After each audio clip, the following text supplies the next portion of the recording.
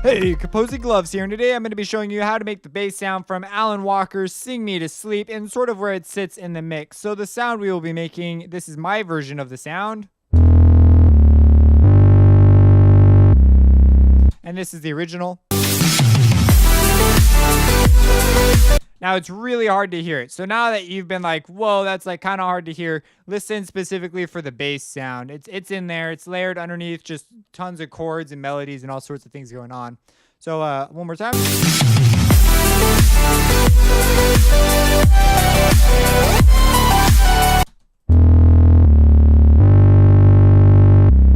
So it's a very sort of narrow bass sound. Now I have a couple more things, and I'll explain a little bit on how to get a mix similar to this, at least the concepts behind it. I had some sort of an example, but it just doesn't sound that great, and I'm not willing to invest the time that I really need to get something that sounds super similar to this.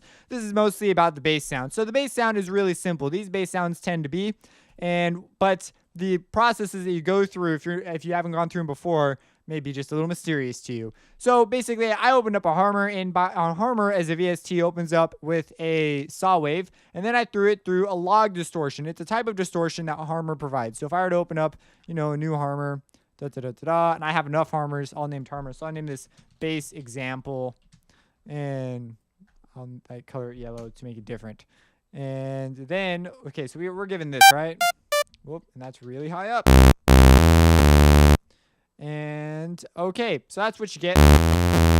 And I'm just going to copy the notes over. Of course, you would figure out whatever the notes are, but you notice we're already kind of close to it. So I'm going to mute that. And the notes, if you must know, are E3, D3, and G3, C3, and D3. Those are the notes, and the first two are quarter notes. Then we have a half note, and then two more half notes. So, okay, now let's go into this. So, after you have that, what do? Well, I went in and I said, hey, I need some distortion. So I immediately went for log distortion. I just know what that sounds like. If you go on to my sound design with Harmor or Harmor from the Ground Up series, you can learn more about how to get sort of ideas like this. Like, how do you know what Harmor is going to sound like? Well, go through those courses, you'll get a way better idea. The next thing is, it's on my channel in the playlist section. Just go through my playlists.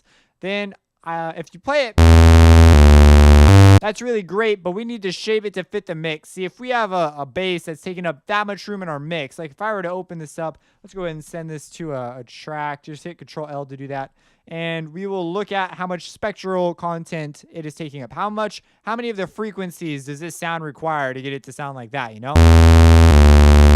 And you see we have stuff all the way across the spectrum. It's just going to eat our headroom for breakfast, so we can't have that. And it's also part of the sound of why his sounds the way it does. So what we need to do is we need to tuck it back. So what we're going to do is we're going to roll off some of that high stuff. It's still far too, it's still, these filters, depending on your width setting, they don't roll off the way I like. For some applications, this is one of them. So what I'll do is, I'll bring some of this down. And then what I did, this was my take on it. If you bring in this sub just a little bit, it will add this sort of girth, this low girth to it. So I do that just for taste. That's it on full blast. So I take it in very little. It's a subtle move. And then, so you get a little bit of that, or whatever, you heard it. You get a little bit of that. And then what I will do is I will take it and, you know what? I'm going to cut more aggressively here, actually. Then what you'll do is you bring up a wave shaper, and what we're going to do is we're going to distort it again. And this time we're going to leave this part more or less where it's at. We'll bow it out a little bit. I cover the Fruity Wave Shaper in my FL12 effect series. But then this part, we're going to sort of bow up a bit. So we're going to bring back those highs.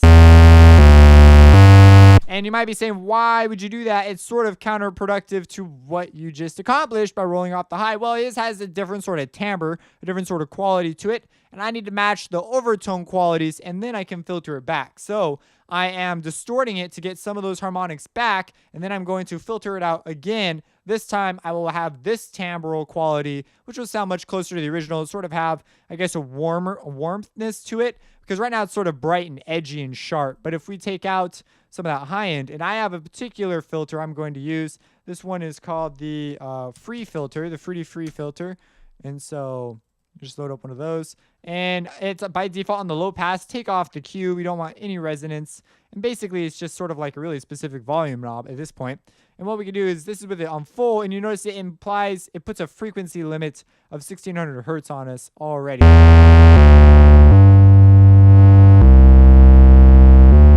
So we're pretty darn close. The last thing you can do is then take and add another EQ, and this one will be our mixing EQ to shape it into its final form to fit in our mix. So at this point, you would have a mix, and you would decide, hey, I want to stick this bass to fit with this kick and these things. And so you would begin to shape it and create frequency pockets to fit, sort of like a jigsaw puzzle with the other elements of your mix. So you can have it loud and proud, but it's not too much of an issue. Now, something you should be aware of is this low end. People love to touch this low end. In fact, I almost went for it without even thinking about it. That's just tutorializing, I guess. But anyways, you want to be careful. This low end is a lot lower than you think it is. The stuff you want to be touching is probably up here, really. And you really actually probably want to cut some of this out because it's just going to be low end rumble. So if you go through my critical listening series, we begin to explore concepts like that, where frequencies are and what they really actually contribute to a sound. So you just want to be careful of this low stuff. It sounds deceptively different than what people probably think they're touching. So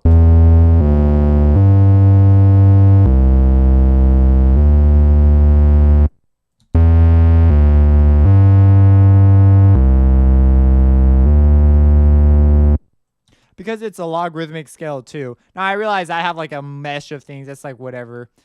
I just happen to work that way. But anyways, that's pretty much there. And we are there. What I was going to say is the high end and low end are totally different ball games because they have, it's just a logarithmic scale. So you're dealing with a lot more frequencies with the high end versus the low end. And so they behave very differently when you cut and boost in the various spectral areas. Anyways, that was like an interesting side thing. Now let's say that, oh crap, I need a cool kick to stick through this. So what we're going to do is we're going to like mix a kick in now. Let's do that. Now you see he has a kick that pops through this whole thing. If you apply this technique I'm going to show you with this kick to the rest of your stuff, you'll do each one to taste. See, you don't want to do them all the same volume. See, I was doing this thing where I was sidechaining it all out one bus. So I was writing everything I had into this one bus, and then I was slamming it hard, basically turning down the volume on everything except the kick, and then turning it all back up when the kick wasn't there. And you'll see what I mean in just a second if you've never done sidechaining. And that's a very bad idea for particular genres of music, and it makes it particularly difficult to get a really clean mix. So what we're going to do is we're going to sidechain this here. So what you do basically is you're going to do what I show you to do with this one bass, except for you do it to each element and at different levels so that some things shine through more than others, depending on their level of precedence. Like if it's the melody, you probably want that to sit over the kick.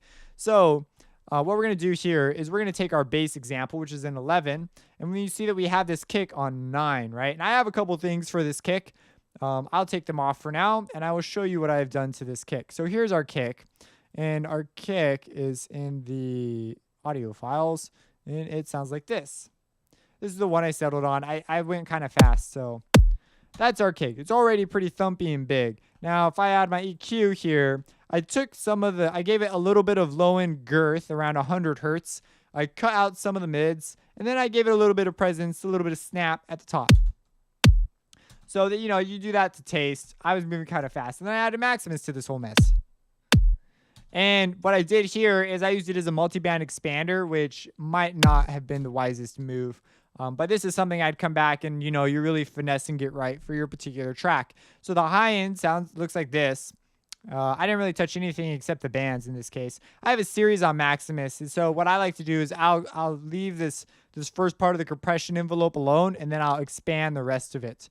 And it can sound pretty cool. So it's just basically a multi-band expander. I prefer it to do it on each one individually than the master, because then I can individually change each band. You get a little more control. That's pretty much the idea behind that philosophy anyways. So we have this thing going on, right? So we have this kick, and now we've got our big bass. We'll turn on our bass now. And you see they fight quite a bit. And in his, the kick comes through as this like wall of like sort of just this really snappy kick, like wham. So I'd shape my kick a little bit more. This isn't the kick I'd settle on. And you'll notice that the bass ducks. It gets out of the way when the kick shows up. So we need to make a hole basically for that. And the way we're going to do that is we're going to use the Fruity limiter, which has a sidechain input. It's a compressor that has a sidechain input. All right, so now what we're going to do is we're going to set up a sidechain to get the kick to sit in the mix with our bass. And of course, you do this with every element individually, but basically in layman's terms, we're going to take our kick here, which is right here, and we're going to shift and click on our bass example channel. What we just did is we said, hey, send the information that kick is to this channel. It's not sending the actual kick audio to that channel. It's just sending all the information that was the kick. It's like sending a person's soul to a particular channel without sending their body to that channel. That sort of makes sense. I don't know. Maybe that's just more confusing. But anyways, basically, what we're going to do is we're going to put a plugin here that's a compressor. So it's going to compress the audio that comes in this channel according to when the kick comes. And so we're going to set it up to do that. We're going to tell it how to do that. So I used Fruity limiter. And what we're going to do is we're going to go to the compressor setting. And we see we have the sidechain input. That's what these things are called. You'll see them also called key inputs in a lot of compressors, depending on the DAW you're using. So in FL, the native plugins call them sidechain inputs. And so we see we have this Leviathan kick, So we're going to use that as our kick. So basically what it's being told is originally this compressor was being told, it was using the audio that was going into it to tell it when to compress a thing according to our settings. We have replaced that. Now we say use the kick signal, the soul of the kick drum, to tell this plugin tell this compressor when to compress the audio going through it. So we've essentially taken out there's like two sections. There's a detector and a compressor, and then there's the actual compressor. The detector tells the compressor when to work. So we've told the detector, hey, when this sidechain kick comes in, use the kick signal to compress the audio going through the compressor. So you see what I'm saying? Okay, so let's just get into this. So what we're going to do is we're going to set a threshold. This is at what point we tell our compressor to start working. And we're going to set a ratio. And so what happens is when our kick passes this threshold, it will be told to begin to work. And it will be told to compress the audio coming into this by the amount that our compressors work. Now, this isn't a lesson on compression or anything, but if you've never worked this, then you may be wondering what this is all about. So essentially what's going to happen is, and we also have one more thing. We have this envelope here. Well, we're going to want our release really fast to get it really popping. But let me show you what we have so far. And let me just make sure, yeah, it's all good to go. So you see it's ducking our bass for us. Now, without it, the kick does not have that same clarity and quality that it did before, and we've not had to change. Well, we've changed the volume of this, but only momentarily, only when we want it. Now, there's another variation on this that is called ducking, and that's when you, at least in the EDM world, there's actually sort of different terms for this in broadcasting, but that's basically when you use automation to control the volume of a thing. And that gives you different options. In many ways, I think it's actually better as far as being able to get nitty-gritty about how things are at particular moments. But this will work fine for now. So basically what we're saying is we are going to turn it down. And obviously, when you're doing this yourself, you're going to set different thresholds and stuff according to how important stuff is. So if it's a melody, you probably don't want to compress it or sidechain it too hard, but you may consider sidechaining a little bit. Maybe not even anything if it's the melody. If it's more important, then let it go. But the kick has risen in importance in EDM. I think it's always been important in EDM. But anyways, I digress. Here we go. So we have this going. Now, what we can do, we can make this even a little bit tighter by using the release knob. So if we have so basically what this attack and release say is our compressor turns on as fast as it can detect that kick. So as soon as the kick comes in, it's compressing, right? It's doing things. Now, there's a lot of additional things that have to do with transients and junk we're not going to talk about. Then there's this release knob that tells the compressor how fast to turn off. Well, that's kind of important because we want our bass to come back pretty fast. But if we do this, we're going to get a lot of distortion. So here's it with the release being long. So basically, after the compressor is turned on, it takes a little while to turn off. Well, we want it to turn off fast, so we're going to turn it off really fast.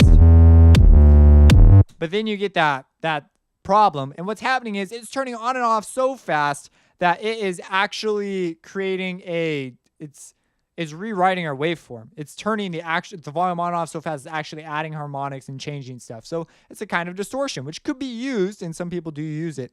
But what we're going to do is we're going to change it. We're going to bring our sustain up. So this, you can see that it's just going crazy right here. We want one big swelling motion. Without getting too complicated, our sustain will offer that to us, and it still allows us to keep a much tighter release and a very fast attack.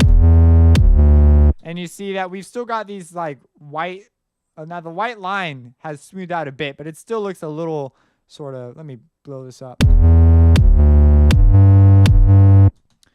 I don't want to blow it up like that. I want to blow it up like this. So anyways, you see that this white line is still a little bit, it looks a little shaky. So I'm just going to bring this up a little bit. And you get that, and you see that we can make it sit really nicely with that bass and sort of pop through. Now we are going for the pumping effect. We want the pumping effect in this particular track because that's pretty obviously here. Now, obviously you'll change the threshold and the ratio, and that would change the amount that it pumps and how far down it pumps. You see, much less noticeable here than it was with it down here. Now, something I'm not sure, I'm pretty sure though, that the readout display isn't perfectly, I believe there's more things on here. Let me show you what I mean. If we open up like Maximus, for example, Maximus, you see here how we have 9, 6, and 3, but down here we have 3, 6, 9, 12, and 18. I believe this is like the same deal, but I can't say for certain because I don't see it and I haven't looked it up specifically. So when you're reading your readout, you want to be careful of the way your displays sort of augment things. But anyways, that's some things. Now, the main focus was on the bass, and we sort of butchered it with our mixing. But as you get going, it's important that you want your elements to sound good together. That's the point. If you make all your elements sound awesome, but when they're not together, it doesn't matter. I could care less if my elements sound like crap alone. If they sound excellent together, then that's all I care about. So novice mixers will often make things sound good alone, and experienced mixers will make things sound good together. So you spend a lot more time listening to things in groups than you do into individual elements. So anyways, that's some stuff. Hopefully you got some out of this. And so the person who requested this, I hope this is what you were looking for. I do have a melody in here. I guess I'll show you that real quick. And so the melody sounds like this. And I believe it's a pretty okay take on it. But it's just the melody. So this is the original, right?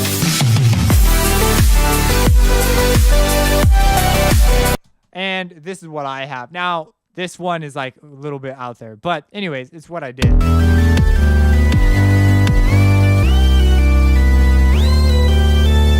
And a lot of this, as you can see, is determined by how you mix it and how it fits in with the kick. Because you see the air kick it takes a while to get a kick to really sit nicely in a mix with all your elements and give everything precedence. And they also have chords and additional stuff. Just harmonics are everywhere. But basically, what this is in a nutshell, it is a saw wave. It's this one. It is a saw wave. It's got some harmonizer on it. It's got the unison and pitch up a little bit with one chorus, a low depth, and the speed's near default. And there's some reverb, and there's a side B, and it's just basically a saw wave that's being unison, but it goes through the same effects, which is just chorus and reverb at this point. I layered it, and you'll notice that they're also down an octave. This one's down 2 octaves, and this one has a subharmonic on. Then I layered it with another one that's basically like it, except for this time I threw in an envelope. And it's important also to note that I know I'm rushing through this, but I'm just kind of showing you what I have here. I have legato on, which gives me that sort of running quality. And one thing that's important about this is setting the correct time to slide. So that's what's going on here. And then this last one is just a sine wave. But it has 3 subharmonics going on. I forgot which one. I used below fundamental for this. There's a round fundamental, but I didn't want that. I want below fundamental because then they're all multiples of the original tone. I believe it's like 2. One's 2 down, one's 1 down. I don't remember anymore. But around fundamental adds like a 5th or something. So it's been a long time since I've like looked at the actual specs of that. I just know kind of what it does. And then to get the sine wave, I just went in the timbre and just I went in the tampering window and just got rid of everything except the first. I guess technically I have 2 waves.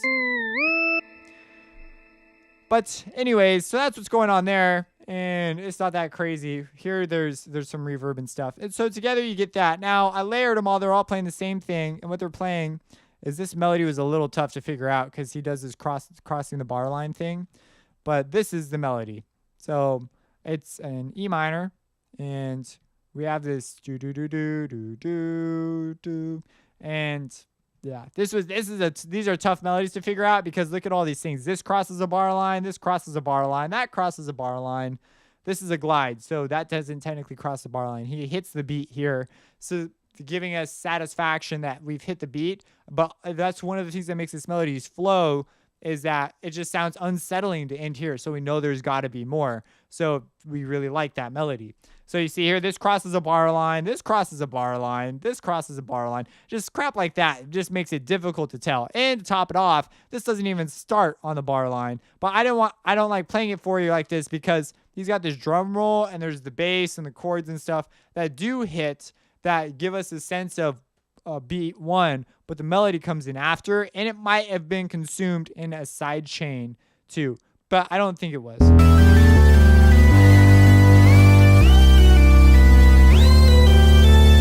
And then you go ahead, you start mixing, you add more elements to keep all these things in mind, and before long you're juggling frequencies, making all sorts of additions, and it just gets really fun. I try to keep my mixing and my composition separate because you can see you could blow your head apart if you try to customize it to fit well together. You should just do what you think is a good idea and trash whatever you think is a bad idea and just move on. So that's my advice. If you have any questions, let me know. Subscribe and have a blessed day. Getting up and going down, getting round, getting up and going down, getting round, getting up and go. Now you will see, and change you will be. Getting round, getting up and going down, getting round, getting up, getting round, getting up and going down. Now you will see, and change you.